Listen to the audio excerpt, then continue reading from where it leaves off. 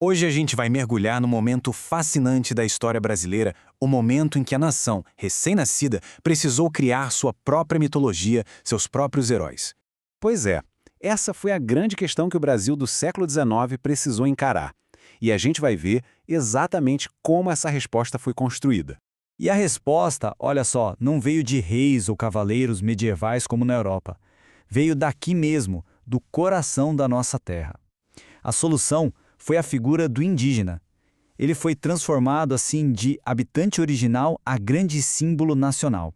Era ele que representava a essência desse novo país que estava nascendo.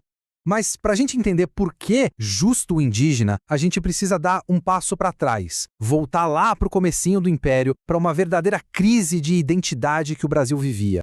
Pensa bem, o Brasil ficou independente em 1822, certo? Tinha liberdade política, mas e a identidade cultural? Faltava isso. A independência de Portugal estava no papel, mas a cultura ainda era muito ligada lá. Então o desafio era criar uma literatura, uma arte, uma mitologia que fosse a cara do Brasil. Algo nosso, sabe? Que não fosse só uma cópia de Portugal.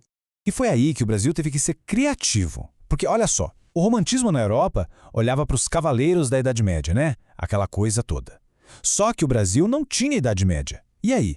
Para onde olhar? A saída foi criar um herói nacional do zero. Um herói que tivesse a coragem, a lealdade de um cavaleiro, mas que fosse, acima de tudo, brasileiro de verdade. E a resposta para esse dilema todo veio da literatura. Foi um movimento literário super poderoso que acabou definindo muita coisa. Esse movimento é o que a gente conhece como indianismo. Ele foi, na prática, um grande projeto nacionalista. Foi a ferramenta que os escritores usaram para preencher aquele vazio cultural, sabe?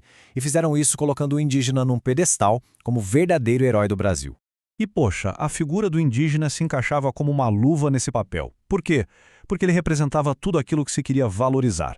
A pureza, a ligação forte com a natureza, com a terra, era como se ele fosse a nobreza original do país, a alma do Brasil antes mesmo da chegada dos europeus. E para construir esse mito todo, a gente tem dois arquitetos principais, dois gigantes da nossa literatura, e cada um trabalhou de um jeito bem diferente. De um lado a gente tem o poeta, Gonçalves Dias. O que ele fez? Ele criou uma espécie de índio-símbolo, um ideal de honra e coragem, sabe? Mais abstrato. Já do outro lado, na prosa, nos romances, veio José de Alencar. Ele pegou esse indígena e transformou em personagem de carne e osso, com história, com personalidade. Isso trouxe o herói para muito mais perto do leitor, claro. Então, vamos ver na prática como é que essas obras deram vida a esse mito, como é que elas construíram essa imagem. Começando com Gonçalves Dias. Para ele, o mais importante não era tanto o enredo, a historinha. O foco dele era no código de conduta, no sentimento de honra. Era isso que definia o herói dele.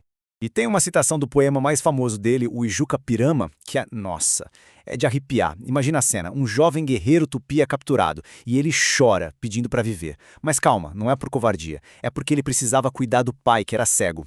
Só que quando o pai descobre isso, ele fica furioso e amaldiçoa o filho, porque na cabeça dele, um guerreiro de verdade não chora na cara da morte, de jeito nenhum. Isso aí, isso resume perfeitamente o código de valores que o indianismo queria vender, entende? A honra acima de tudo, acima da própria vida. Era esse tipo de bravura que, na visão deles, definia o povo original do Brasil. Agora, se o Gonçalves Dias criou o Código de Honra, o José de Alencar foi além. Ele foi muito além. Com seus romances, ele não criou só um herói. Ele escreveu, literalmente, o mito de fundação do Brasil. Em Alguarani, por exemplo, a gente tem o Peri. Pensa no Peri como um cavaleiro medieval, só que no meio da floresta brasileira. Ele é a lealdade em pessoa, super corajoso e faz de tudo para salvar a mocinha branca, a Ceci. O pessoal na época simplesmente adorava isso. Mas é em Iracema que a coisa fica séria, que a alegoria nacional chega no seu ponto mais alto. A história é a união da indígena Iracema com um colonizador branco, o Martim. O filho deles, Moacir, que olha que forte o nome significa filho da dor, esse filho simboliza o quê? A fusão das duas raças, o início do povo brasileiro. É, no fundo, nosso mito de origem, escrito em forma de romance. Só que, por trás dessa história toda, que é linda no papel, existe um lado bem mais complexo e, para ser sincero, bem contraditório. E aqui é que está o grande problema, a grande contradição do indianismo. Porque ao mesmo tempo em que o movimento botava o indígena lá no alto como símbolo nacional, ele também criava uma fantasia completa. Os autores simplesmente passaram por cima da realidade brutal, da violência, da marginalização que os povos indígenas de verdade sofriam. E o que é pior, em obras como Iracema, o final meio que diz o seguinte: a cultura do colonizador branco é superior, é ela que vem para civilizar essa terra.